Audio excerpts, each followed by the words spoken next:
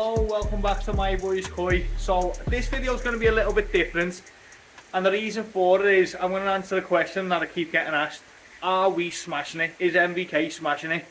So if you do want to stick around for this video and you're interested to see what we're doing and are we doing as well as you might think we're doing, stick around and I'll tell you everything as much as I physically can. Hit the like and subscribe, it does help grow the channel, push out to more and more people. I don't mind saying stuff other people won't say. So if you're interested in this sort of content, I'd say hit that subscribe button. It does help grow the channel, it means the world to me. Let's get into this video. So today we're here at that shop in Corwin. So most of you are probably going to know that we opened this in April now, beginning of April. So pretty much a brand new shop. Systems are still new, still more to do in the shop. But the reason for this video is because people keep saying, you're doing really well, Danny, you're smashing it.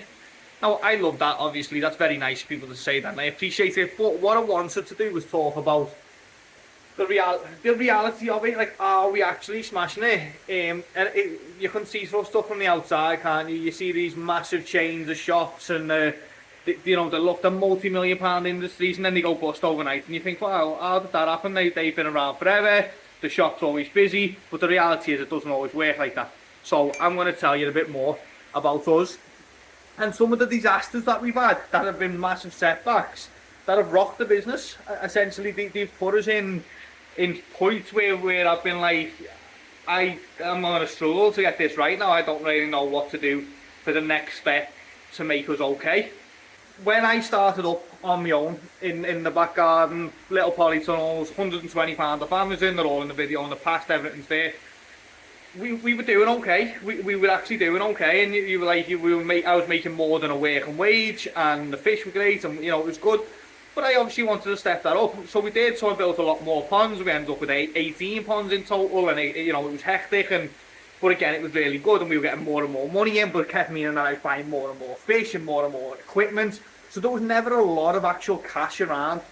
There'd be a lot of cash flow, cash in, cash out, but there wouldn't actually be a lot to hold at the end of the day or the end of the month, whatever. So I keep referring to myself as rich in fish. I mean, that's how I would say it. Like, if I sold all the fish today for a retail value, I'd be quite comfortable. But the reality is, can you do that? Probably not. Most people don't ever get to clear the stock for a retail value. That's just not realistic. So in early April again, or March, we took 2 people on, a part of the team, so it meant we had 2 wages to pay out. So it went from me just doing my own thing, and we had our business in Liverpool, and everything sort of started to change. So then we had 2 wages to take on, plus the shop, so our overheads really started to go up. But that didn't matter, because we were just selling a lot of fish, and it meant that the bottom line didn't really matter. I'm not that interested in taking loads of money out of business. I like to put everything back in. So right now, we've got my wage and the two other lads who work, plus the shop overhead, so it started to add up to become a significant amount of money.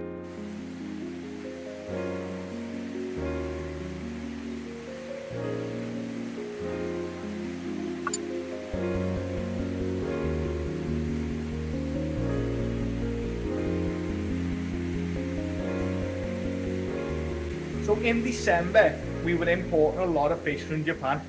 A lot of fish were coming over, nearly 2,000 come in one shipment. I think that was around January time. But in December, we had an accident at home, my fault, we had a fire, and all the electrics went off. So I haven't really spoke about this because it was not a nice time, to be honest. It was quite scary at the time. It was a big fire. So anyway, we had a fire, and all electrics went off, and we lost 12 fish. Now, I was absolutely gutted because it was my fault, and I was really, really disappointed in myself and whatever. But we lost 12 fish, and some were sold, and that amounted to around £1,500 in retail sold dead fish, which meant that we had to put that right. I don't want my reputation to go downhill because of a mistake. So I put that right with the customers, contacted each one of them, said, look, this has happened. Can you take credit instead, and you can choose whatever you want. Every one of them was great, and that worked out really well for them anyway. That was, I managed to sort that issue, so I was quite happy with that. But then in February, we imported 2,000 fish, or 1,875 fish in total. Massive import, 25 boxes of koi, a lot of fish. Especially for a small dealer, I don't think you'll understand. 25 boxes of koi with 100 koi in some of them, 200 koi in some of them, was a lot of fish to manage. So I put 200 fish into one pond, and that the next night, so 48 hours, the heater died. The heater went off. All the ponds were heated for the Tosai that had just come in from Japan. While we have freezing weather, they needed warm water. All the ponds were heated. The heater died, and we lost nearly 200 fish in one sitting, one night shift. I went to bed at say 11 o'clock in the morning, at 11 o'clock at night, got up at 7 in the morning, the heater was gone, the fish were dead. Absolutely devastating. I'd lost nearly 200 fish. And not only had I lost nearly 200 fish, we financially could not afford to recover that. That was a significant loss. It really did knock us back. It was thousands of pounds worth of fish gone because of a heater malfunction. The heater just turned off. It wasn't broken. It turned back on the next day. It just turned off. I don't know why. I still know, obviously, that heater's gone, but I still don't understand why that happened that night. And yeah, we lost 200 fish, near enough, and that absolutely whacked us. We could not afford to do that.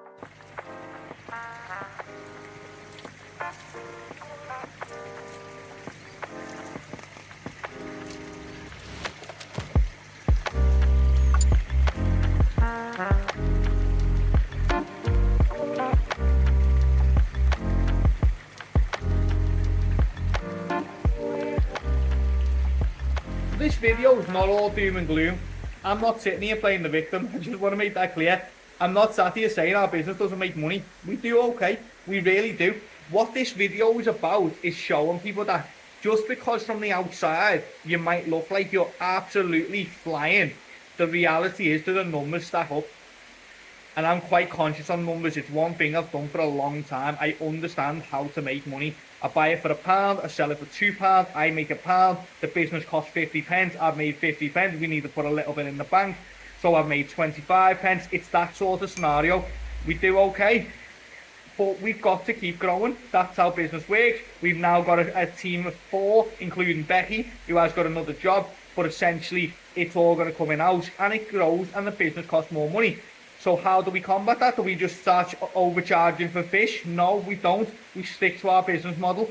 Quality Japanese koi at affordable prices.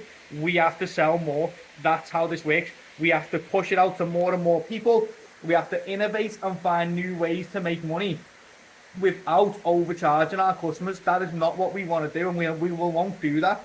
I think we're very competitive. I think we undercharge on a lot of fish. But yeah, we have to make more money. So essentially, what this video is trying to tell you is that we make good money. We've also lost significant chunks of money. And there's been other things on the way, you know, equipment breaks and stuff happens, doesn't it? You know, we all go through this thing. Believe me, you're not alone. If you're sat by your pond going, why does my pump break? Why did that fish go belly up and there's no reason for it? Unfortunately, things happen when you keep livestock. That's a really hard point in this, I think, that we all have to understand that. No one has it easy, and believe me, I don't care who they are that you're watching on YouTube or whatever, thinking that guy's just always doing it really well and he never has problems. He does have problems, trust me. There's a dealers, there's a thing with dealers that they just won't say anything. They want to make out like everything's rosy, and to some of them it pretty much will be most of the time. But don't get me wrong, don't believe that no dealer has a problem. That's not true. And everyone has cost implications as well. The bigger the shop is, the bigger the dealership is, the more money they charge because the bigger the overheads are. I've been very conscious about trying to keep our overheads to a minimum so that we can keep our prices to a minimum, and I will always do that. That's one thing I stand on.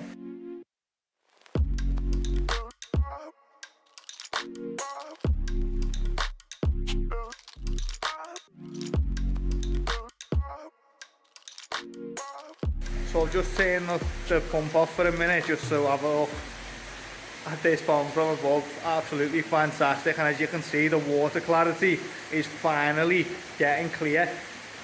I had a lot of people contact me to say, have you checked this, have you done this? It's just a matter of time. The brand new system, the media is brand new, so that's letting off its pumice, so that's letting off like white stone.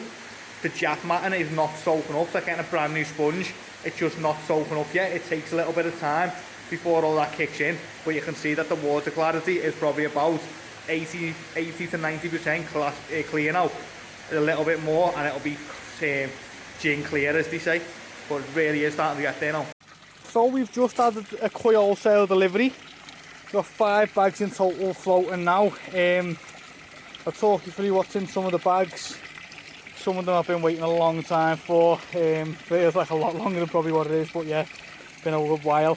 So in this first one, we've got some golden corn and the variants of golden corn. So you've got like Ginrin Akamatsuba, Akamatsuba, like Shiromuji type. So that's a whole package of what comes from the corns. And then this one a little bit different, so the Ginrin Asagi, Akamatsuba, golden corns, and just a mixed bag. So that all comes from a golden corn spawning, because of the Asagi blood, the Chagoi blood, the Karashigoi blood.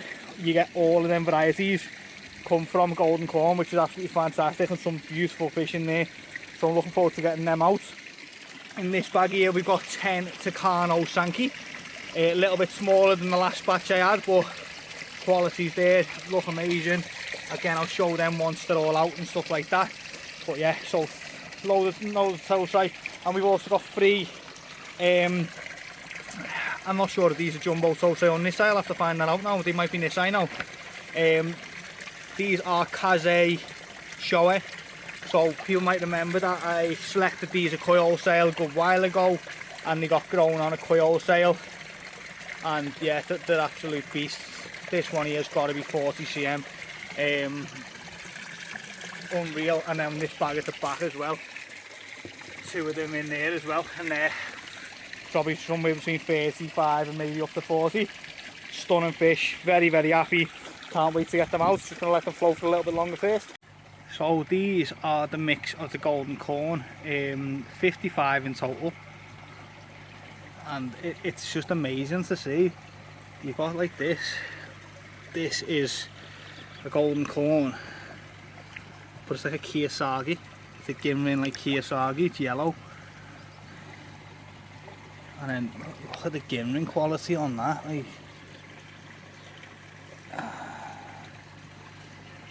look at that. It's amazing. And then this, I've never seen anything like the colours of that. It's just unreal. So yeah, we've got some absolute amazing golden corn and golden corn variety. Look at that one there with the like Kanoko on it. They're all a bit stressed from transport, but I've got to say I'm very much impressed. So guys, I might look like I'm in the same position, but I've actually been out and I've done a bit today. So I met a customer and gave him his fish, and I took in the koi wholesale delivery as well, which absolutely amazing quality koi, very happy with them. So yeah, that's where I'm up to. I'm now back in the shop. Mikey finishes nursery in about 30-40 minutes. So then I'll head round, get him, get home, and then start working on some of my fish. But it doesn't stop, but you gotta love it. So anyway, I hope you're all enjoying it. I hope you're enjoying the video. Hit the like and subscribe. It does help grow the channel. I know it sounds like a broken record, but every time I mention it in a video, our viewership is going up, our subscribership's going up. 66% of the people who watch these videos aren't subscribed. It does help grow the channel. It costs you nothing to do so. It's completely free of charge. Hit that subscribe, hit the old bell if you want to know exactly when the videos are coming out. And stick around for what's next. So, as you can probably see, this is a bit of a mess. It's absolutely scorching. My ginger skin is definitely getting blistered right now. I've got no top on. The Aqua 40 pump, which is that one there, the 8,000 litre an hour, has died. And I've had to replace it with one of the EA ones. Now this is really a botch job just to get this in, because I've been absolutely desperate to get a pump back on for this pond. I've had the hose pipe going in and an air stone going in, and the fish are still stressing. So I really wanted to get this sorted, so I got this sorted as soon as I could. EA 10,000, which is going to get up to a 20,000 when the Nexus and the backy shower come on here very shortly. The Nexus up the top, I just can't lift it on my own, so I just need to get some help to get it down here, and then get the backy shower on as well, and then this pond will be running really good. But yeah, so a little emergency job, got the EA pump on, and I'm just doing a little filter clean now, because the filter has obviously been left not bubbling, just like getting stagnant. So I'm giving it a good clean out, then I'm going to connect it all up and get these some fresh water back in.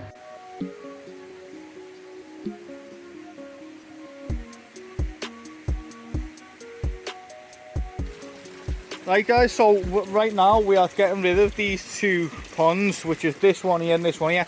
Main reason, it would make a lot more sense to work on them ones over there to be the first ones to go, but I don't like these two ponds. I don't like the length and the width and how you get to them. I feel like they just sort of get overlooked a little bit, so I don't want these two to be here to start with.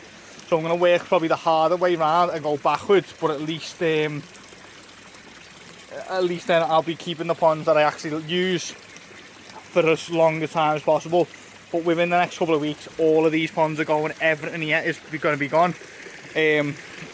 But for right now, I'm going to work on this and try and get these stripped down, get all the wood down the bottom, get the footings going down the bottom, and then we'll be able to start building up the pond with the wood from here. And then as we're building the pond, we can take more ponds apart to use the wood and so on. And in theory, that should work really well. So guys, this is where we're up to. It's raining, it's miserable, we stopped. We haven't done the concrete footings, but what we have done is got this square in the middle with the pipe in there. I haven't got my bottom drain yet, so I need to get a bottom drain. But I'm just going to dig the hole, because it's only soil. Dig the hole to connect that on, so it comes through that side and that side. A little bit of concrete in the middle to keep it level. It has been level, so that'll just keep it level once that goes hard. Around the edge, we've just sort of give a little bit of a screed with some sand and got that level, so then when we actually do the actual footings of the pond, we've got a bit of a level base to go off, because this ground wasn't level, so it's a lot higher over that side than it was on this side. So probably not the best way of doing it, but it works, because this is exactly how I've done this pond, and this works, and that's held well. So on this pond, it's literally just got a footing round the outside, the way a house would have, rather than a full concrete base, the way most people's ponds have got. And essentially the problem is access here. To move down this much concrete is what the problem we had with that pond. You can only do it by hand, by wheelbarrow, and it just takes far too long. It's too hard of a job. So this worked for that pond. This pond's smaller. This will 100% work again. So that's where we're up to. It's raining, so no concreting today, but hopefully concrete this throughout the week, and then we'll let that dry, get the bottom drain in, and start to build the pond. So I'm back in the shop. I've just turned the showers off just so I can hear myself speak, and you can hear me speak as well. I really need to get some microphones. I just know that I won't end up carrying them around with me, because that's just my personality. And so I want to get back to this question: is MBK smashing it? I don't know. I really don't know. It's from a business perspective, we always need to do more. That's, we want to grow. We want to be one of the biggest and the best in the country. And that's going to take time and money, and it's going to take a while to get there. So I don't think we are smashing it. That's your opinion if you do, and I appreciate it. I really do. Thank you for being so nice about it and kind about it. But yeah, I'm never happy. I always want to step up and get bigger and better and more. So that's what I aim to do. I just want to keep going, and I just want to grow to as big as we can possibly grow and be as good as we can possibly be. That's the MBK journey so far. We're a little bit up the wall. I'm always crazy busy. Sometimes a bit too busy. When I'm not busy, I want to be busy, so I can't really win there. I don't think I'll ever will, but yeah, I am enjoying the journey, and without you guys, we just wouldn't have a journey. It really wouldn't. We just wouldn't be getting anywhere, and yeah, there's massive appreciation for that. Let's see what happens, right? Let's see what 2024 brings, and see where we end up. But I can tell you one thing for sure: it's not over yet. We're going to carry on this journey, and we're going to see how far we can get.